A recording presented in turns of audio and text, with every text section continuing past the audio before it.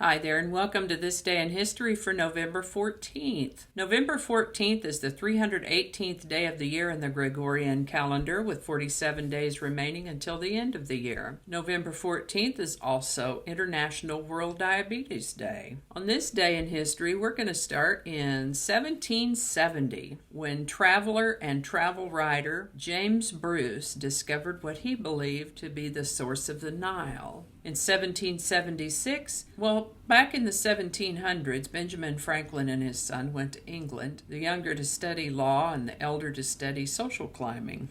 Once the son had his law degree, they went back to the colonies and made themselves useful. They made some travel back and forth between England and the American colonies, where Benjamin Franklin was a significant actor in establishing things. Eventually, though, as we know, the colonists began to chafe under the king's long-distance rules. What we now know as the American Revolution began to percolate. And so it is that on November 14, 1776, the St. James Chronicle of London carried an item announcing that Benjamin Franklin is now at the head of the rebellion in North America. Well, they were right about that. In 1851, Herman Melville published Moby Dick. Moby Dick is considered one of the great classics of American literature now, but back when it was published, it was a bit of a flop. Its author, Herman Melville, was born in New York City in 1819 and spent some time in the Merchant Marines, the U.S. Navy, and also on a whaling ship in the South Seas. He took to writing, and his first novel, Typee, Typee, a romantic adventure based on his experiences in Polynesia, was a success. The next four novels had mixed critical and commercial results. Moby Dick was Melville's sixth book. It was first published in October of 1851 in London and then in the U.S. a month later. Now, Melville had promised his publisher an adventure story similar to his more popular earlier works, but instead, Moby Dick was a tragic epic. After Moby Dick's disappointing reception, Melville continued to write novels, short stories, poetry, but the writing wasn't paying the bills. So, in 1865, he returned to New York and went to work as a customs inspector. And that is what he did for the next 20 years. He died in 1891, largely forgotten by the literary world. His work was rediscovered in the 1920s, and Moby Dick would eventually become a staple of high school reading lists across the United States. In 1882, Franklin Leslie kills Billy the Kid Claiborne. This happened in the streets of Tombstone, Arizona, a place that had a lot of gunslingers in it. In 1840, the French painter Claude Monet was born. Here's a little piece of trivia for you. In 1886, Frederick Sonneken first developed the hole puncher, a type of office tool capable of punching small holes in paper. In 1900, Aaron Copland, American composer, conductor, and educator, was born. In 1914, the Ottoman Empire declared a holy war. In 1915, American educator, essayist, and historian Booker T. Washington died. Not to be confused with Booker T and the MGs, a totally different Booker T. In 1918, Czechoslovakia becomes a republic. In 1922, the British Broadcasting Company began radio service in the United Kingdom. In 1941, Cary Grant starred in Hitchcock's movie Suspicion. This was a romantic thriller starring Cary Grant and Joan Fontaine, directed by Alfred Hitchcock, and it made its debut on this date. It earned a Best Picture Academy Award nomination and a Best Actress Oscar for Fontaine. This movie was the first time that Cary Grant and Alfred Hitchcock worked together in the movie. Wasn't Cary Grant's first movie, nor Alfred Hitchcock's, but the first time that they worked together. And they went on then to collaborate on Notorious, To Catch a Thief, and North by Northwest. In 1951, the United States gave military and economic aid to communist Yugoslavia. And why did they do that? The action was part of a U.S. policy to drive a deeper wedge between Yugoslavia and the Soviet Union. The more things change, the more they stay the same.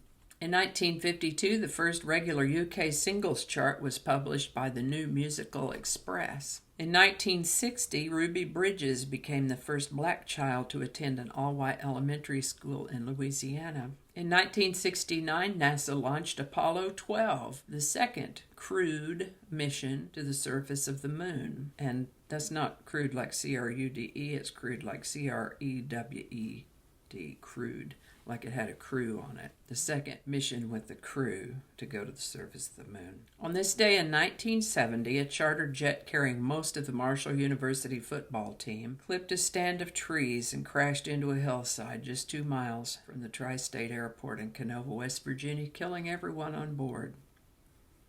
This was a devastating event to the team and their families, of course. In 1971, Mariner 9 entered orbit around Mars. In 1979, regarding the Iran hostage crisis, President Jimmy Carter issued Executive Order 12170, freezing all Iranian assets in the United States in response to the hostage crisis. I'm going to freeze your assets. You don't ever want to get in a position where your assets get frozen. In 1985, you'll remember yesterday we talked about that volcano in Colombia that erupted in 1985 that pretty well just did a whole town in as it buried them in mud, ice, and lava. Well, that's still going on the next day today in 1985. 2006, November 14, was the last day for Texas celebrated drive-in pig stands. On November 14, 2006, state officials closed the last two of Texas' famed pig stand restaurants, the only remaining pieces of the nation's first drive-in restaurant empire. The owners were bankrupt and they owed the Texas comptroller more than $200,000 in unpaid sales taxes. Yikes. They will shut you down for that, and not just in Texas.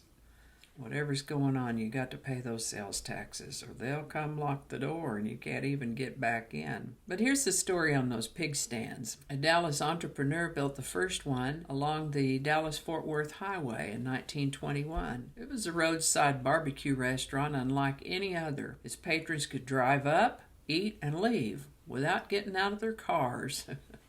People have a tendency to lump Dallas and Fort Worth together under the moniker of DFW, but we're a good 50 miles apart. So that was a little stretch. I mean, think of where you live and what's a good-sized town about 50 miles away from you.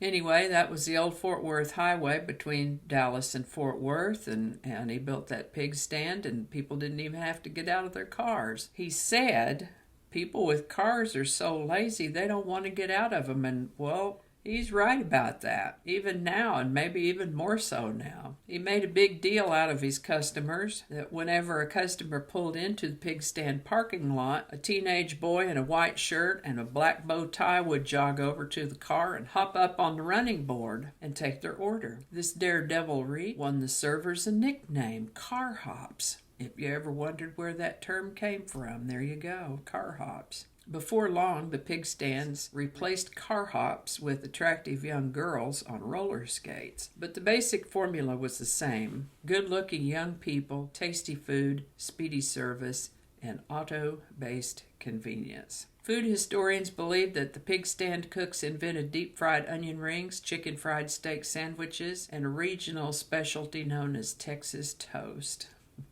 In 2007, state bankruptcy trustees found a way for one pig stand in San Antonio to reopen, though it will probably never be as popular as it once was, and customers now do have to get out of their cars and go inside to eat. The restaurant remains a sentimental favorite of many Texans. I think I have a visitor. Not sure exactly where we were, but yes, I had a visitor. He came and collected my puppy dog to take her for a walk. They'll be back in a little bit. The restaurant remains a sentimental favorite of many Texans. And I wondered, from 2007 to 2019, is it still open? Yes, they are. They're still there. They're about a good 4-hour drive from where I sit right here. But maybe sometime if we're ever down that way, we could check it out. The pig stand in San Antonio. There's a brand called Van's Pig Stand in Oklahoma, a couple in Shawnee, and one for sure in Norman, and I think one in Purcell. The barbecue joint. I don't know if it's exactly like the pig stands in Texas were, but barbecue. People in Oklahoma and Texas love their barbecue, I can tell you that. Anyway, I think we're going to wrap it up right there. Take it to go. As always, links to my research are included in the show notes. Give it a like if you enjoyed this video. Consider subscribing if you haven't already. And feel free to share this video if you found it entertaining or got anything out of it. If you know anybody that can relate, send it along. Thanks again, and I'll see you next time. All right, let's try this again. I don't know, and I'm not going to look it up. So we're just going to jump right on over to blah, blah, blah, coffee mug.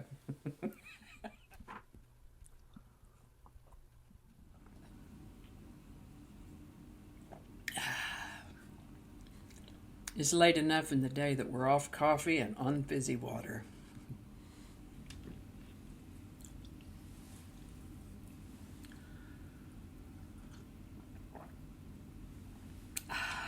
And hello, your call cannot be taken at the moment, so please leave your message after the tone. Thank you. Hello, your call cannot be taken at the moment, so please leave your message after the tone. Thank you. go back to. Hello, your call cannot be taken at the moment. So Are you please serious? leave your message after the tone. Thank you. They don't want to leave a message. That's just about what I thought. All those consonants. Okay. Who knows what evil lurks in the hearts of men? She's not a man. Sure would be nice if I could ever read one of these in its entirety without having to start anything over. That would be awesome. I might have to take another look at that. I'm going to have to look at that. And this is why I don't do live shows.